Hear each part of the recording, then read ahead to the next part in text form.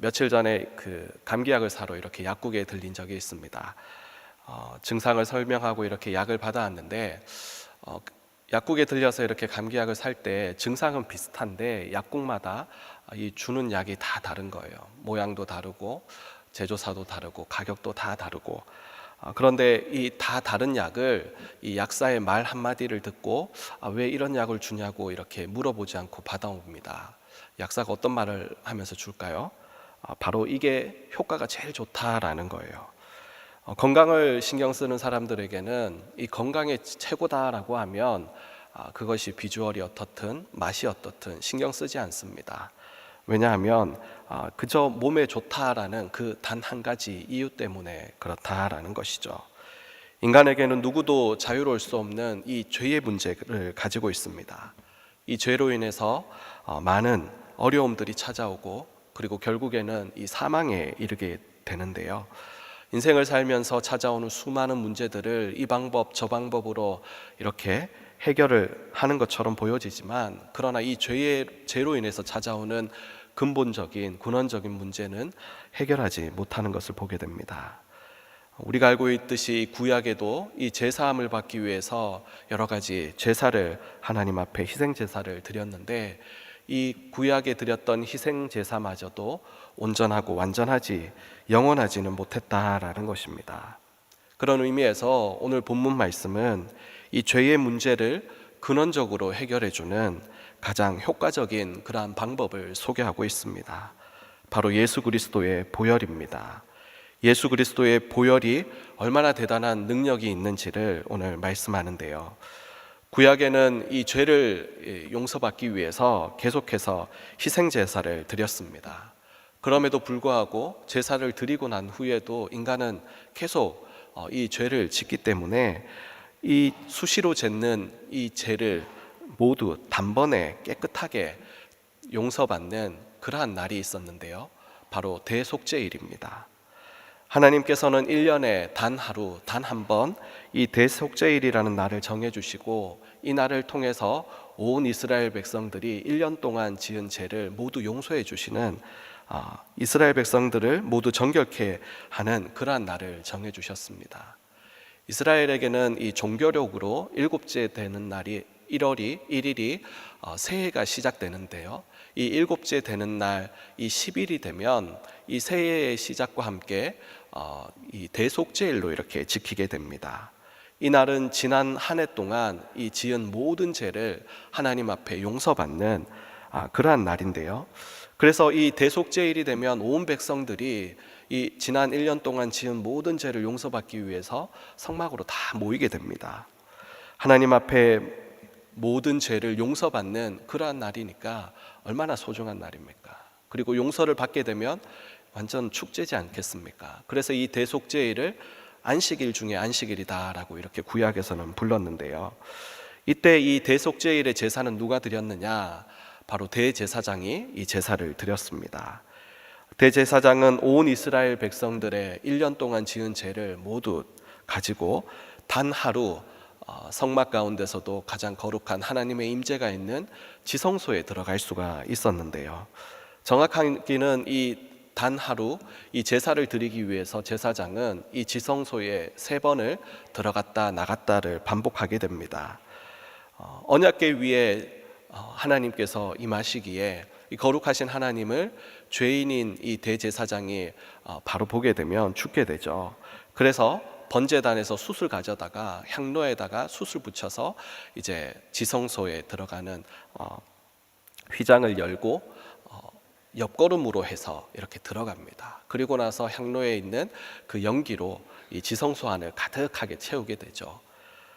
그리고 나서 이제 언약궤 양쪽에 있는 그룹들의 날개가 다 가려질 때쯤까지 지성소 안에 뿌옇게 이 향으로 태우게 됩니다. 그리고 나서 이제 밖으로 나와서 이제는 인간인 자신의 대제사장의 죄를 용서받기 위해서 이제 숫송아지를 잡아가지고 그 피를 가지고 언약궤 앞으로 다시금 들어가게 됩니다. 그리고 언약궤 앞에 그 피를 뿌리게 되죠. 그리고 나서 다시 나와서 이제 온 이스라엘 백성들의 죄를 용서받기 위해서 염소 2마리를 택하게 됩니다. 한 마리는 이제 안수를 해서 광야로 보내게 되고, 한 마리는 이제 잡아서 그 피를 가지고 다시금 지성소로 들어갑니다. 그리고 나서 이제 언약궤 앞에 그 피를 뿌리게 되는데요. 여기서 중요한 것은 대속죄일에 온 이스라엘 백성들이 죄 사함을 받기 위해서는 희생 제사를 드렸던 이 대제사장이 살아서 지성소에서 나와야 된다라는 것입니다. 만약 대제사장이 지성소로 들어갔는데 대제사장이 살아서 나오지 못하게 된다라고 하면 이들의 죄는 하나님 앞에 용서받지 못했다라는 것을 의미한다라는 것이죠. 물론 대제사장이 살아서 나온다라고 해도 이것은 영원한 죄를 사해 주는 것은 아닙니다. 1년 동안에 지은 그 죄를 용서받는 것이죠. 그래서 매년 또다시 대속죄일이 되게 되면 이 대제사장은 이 제사를 드리러 또다시 지성소에 들어가야 됐다라는 것입니다. 그런 의미에서 오늘 본문 11절 말씀에 보면 예수님께서 이 땅에 대제사장으로 오셨다라고 이렇게 말씀합니다. 그리고 12절 말씀에 보면 자기의 피로 영원한 속죄를 이루사 단번에 성소에 들어가셨다라고 이렇게 말씀합니다. 예수님께서는 이 땅에 대제사장으로 오셔가지고 자기의 흠없는 그러한 보배로운 피를 가지고 단번에 하나님이 계신 그 성소로 들어가셨다라는 것을 우리는 말씀을 통해 알 수 있습니다. 사랑하는 성도 여러분, 영원한 대제사장이신 예수님은 온 인류의 죄를 대신 지시고 대제사장의 사명을 완벽하게 완결지으신 분이신 줄로 믿습니다. 더 이상 해마다 다른 대제사장이 필요하지 않다라는 것이죠. 우리의 죄를 용서받기 위해서 다른 인간의 어떤 대제사장이 다시금 하나님 앞에 희생의 제사를 드릴 필요가 없다라는 것입니다. 오늘 12절 말씀을 다시 보면 예수님께서는 이 성소에 들어가실 때 단번에 들어가셨다라는 이러한 표현이 있습니다. 앞서 설명드린 대로 대속죄일에 이스라엘 백성들의 죄를 사함을 받기 위해서는 이 대제사장이 지성소에 3번을 들어갔다 나갔다를 반복했어야 합니다.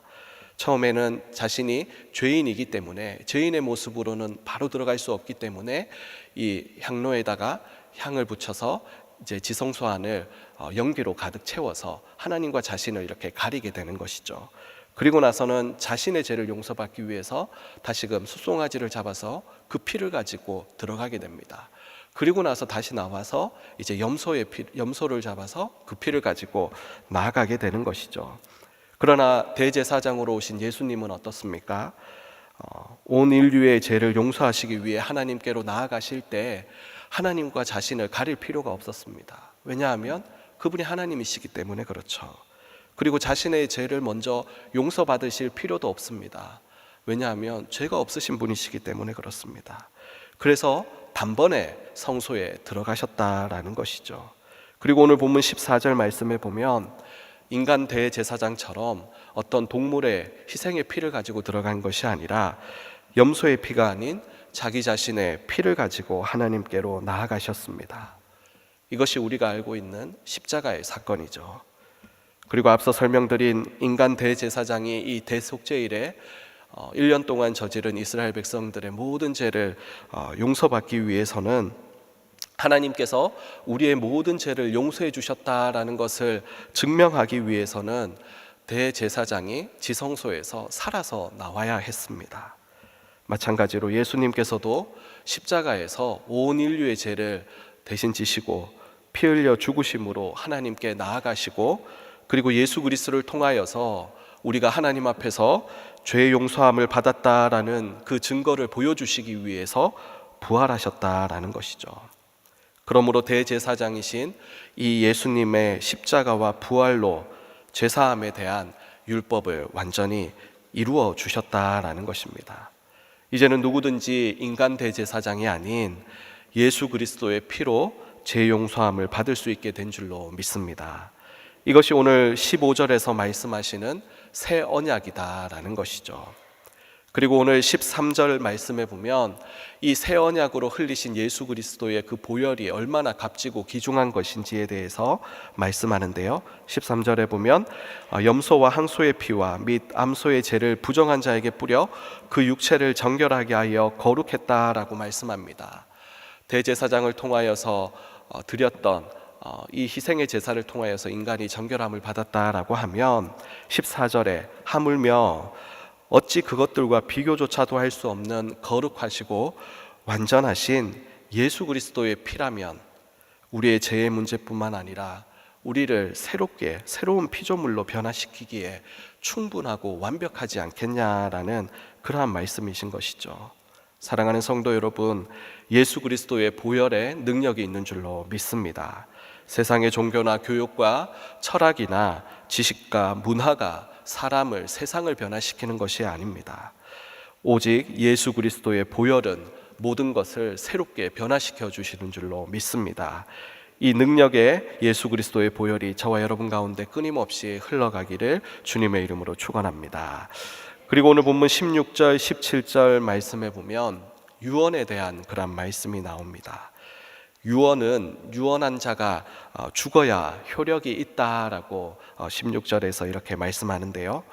이 유언이라는 것은 아무에게도 취소될 수 없다라는 그러한 특징을 가지고 있습니다. 새 언약을 세우신 예수님께서 십자가에 달려 죽으셨기 때문에 이 새 언약을 그 누구도 그리고 그 어떤 것에 의해서도 결코 취소될 수가 없다라는 것을 이 히브리서 기자는 강조해서 말하고 있는 것이죠. 18절 말씀에처럼 첫 언약 때도 모세가 이 피로 이 언약을 세운 것처럼 이 새 언약을 이루시기 위해서 예수님께서 동물의 피가 아닌 당신의 피를 흘려주셨고 이것을 통해서 새 언약이 효력이 있다라는 것을 우리에게 말씀하고 있는 것입니다. 오늘 말씀을 정리하겠습니다. 우리는 하나님과 중보자 되시는 예수 그리스도의 그 보혈의 피로 새로운 언약을 받은 자들입니다. 이제는 누구든지 예수 그리스도의 보혈을 믿음으로 말미암아 하나님 앞에서 죄 용서함을 받을 수 있는 줄로 믿습니다. 더 이상 그 어떤 동물의 희생 제사도 그 어떤 대제사장도 우리에게 필요하지 않다라는 것이죠. 예수 그리스도의 이 보혈은 구약의 그 어떤 제사보다도 뛰어납니다. 예수 그리스도의 보혈이 우리를 죄에서 자유케 해주셨고 정결함과 거룩하게 해주셨고 하나님 앞에서 다시금 우리를 의롭게 해주셨고 원수되었던 하나님과 화목케 하셨고 그 보배로운 피로 저와 여러분이 예수 그리스도 안에서 한 형제요 한 자매가 된 줄로 믿습니다. 우리를 정결케 한 것은 오직 예수 그리스도의 보혈입니다. 우리의 행위와 공로와 그리고 구제와 희생과 헌신, 그럴싸한 그 어떤 것도 인간의 죄를 조금도 깨끗하게 해줄 수 없습니다. 오직 나를 살리신 예수 그리스도의 그 보혈로 우리는 죄 용서함을 받을 수 있을 뿐더러 예수 그리스도를 믿음으로 우리는 영원한 기업을 약속받게 된 줄로 믿습니다. 죄로 죽었던 우리를 살리신 예수 그리스도의 그 보혈을 오늘도 의지하고 오늘도 감사하고 찬양하시는 저와 여러분 되시기를 주님의 이름으로 간절히 축원드립니다. 아멘. 하나님 아버지, 은혜와 사랑을 감사를 드립니다. 죽었던 우리를 살리시기 위하여 보배로우신 예수 그리스도의 그 보혈을 흘려주시고 죽으시고 부활하심으로 말미암아 이제는 하나님 앞에서 우리의 죄가 사함을 받았음을 확증시켜 주시니 감사를 드립니다. 예수 그리스도의 보혈에 능력이 있음을 믿고 오늘도 그 보혈을 의지하고 찬송하고 감사함으로 나아가게 하여 주시옵소서. 예수 그리스도의 보혈로 우리 모든 성도들의 머리끝부터 발끝까지 덮어주셔서 또한 가정과 직장과 일터 위에 이 나라 위에 세계 열방 가운데 주의 보혈로 새롭게 되는 변화의 역사 일어나게 하여 주시옵소서. 흑암의 건세 어둠의 세력들 모든 죄악된 것들이 예수의 그리스도의 그 보혈 앞에 다 끊어지고 녹아지고 자유케 되어지는 놀라운 역사 일어나게 하여 주시옵소서. 오늘도 아버지 하나님 이 11월의 이 마지막 날을 허락해 주시니 감사합니다. 이 아버지 하나님, 이 마지막을 또 아버지 하나님의 은혜 가운데 잘 감당하게 하여 주시고, 세우신 교회를 통하여서 아버지 하나님 이 땅에 또 아버지 구원의 방주의 사명을 그까지 감당하는 포도원 교회로 삼아 주시옵소서. 많은 자들의 피난처가 되게 하여 주시고 구원의 방주가 되게 하여 주시며, 이 마지막 때에 하나님의 마음을 시원케 해드리는 그러한 교회로 삼아 주시옵소서. 특별히 이를 위하여 세우신 담임 목사님 사역 위에 성령으로 기름 부어 주시며 피곤치 않게 하여 주시고, 연말 연시의 모든 사역들 아버지 하나님 잘 감당하실 수 있도록 성령 충만, 은혜 충만케 하여 주시옵소서. 한 마음으로 주의 몸된 교회를 세워가는 모든 직분자들과 또한 아버지 새해 연말을 아버지 하나님 또 새롭게 준비하며 나아가는 모든 기관들 위에 성령으로 기름 부어주시고, 아버지 하나님 또한 필요한 자를 아버지 하나님 보내어주시고 세워주셔서 또 아버지 새해를 또 이 연말을 잘 마무리하고 새해를 잘 준비할 수 있도록 주님 은혜를 베풀어 주시옵소서. 오늘도 아버지 하나님 이 나라와 이 민족 위에 하나님 은혜를 베풀어 주셔서 세우신 대통령과 위정자들 위해 하나님을 경외하는 마음을 주시고, 이 땅의 아버지 이 민족이 하나님을 예배하고 하나님을 찬송하는, 열방을 향하여서 아버지 하나님 복음의 빚진 빚을 갚는 그러한 선교사적 사명을 감당하는 거룩한 나라 대한민국 되게 하여 주시옵소서. 거짓과 우상과 모든 하나님이 가증히 여기시는 성경에 반하는 악법들이 무너지게 하여 주시고, 하나님이 기뻐하시는 말씀 위에 세워진 거룩한 나라로 삼아 주시옵소서. 오늘도 아버지 하나님, 아버지 지금도 아버지 고통 가운데 있는 아버지 자들이 있습니까? 하나님 또 해결해야 될 아버지 하는 그러한 문제 앞에 서 있는 자들이 있습니까? 예수 그리스도의 보혈의 능력으로 깨끗하게 고쳐주시고 새롭게 하여 주시옵소서. 오늘도 아버지 주의 전에 나오며 귀한 예물을 하나님 앞에 올려드리오니, 하나님 귀한 올려드린 예물을 하나님 흠량하여 주시고, 함께 올려드린 간절한 기도의 제목들을 하나님 기억하여 주시옵소서. 오늘 하루도 주님의 보혈을 의지하며 나아갑니다. 하나님 우리와 종일토록 함께하여 주시옵소서. 감사를 드리며 예수님의 이름으로 기도드리옵나이다. 아멘.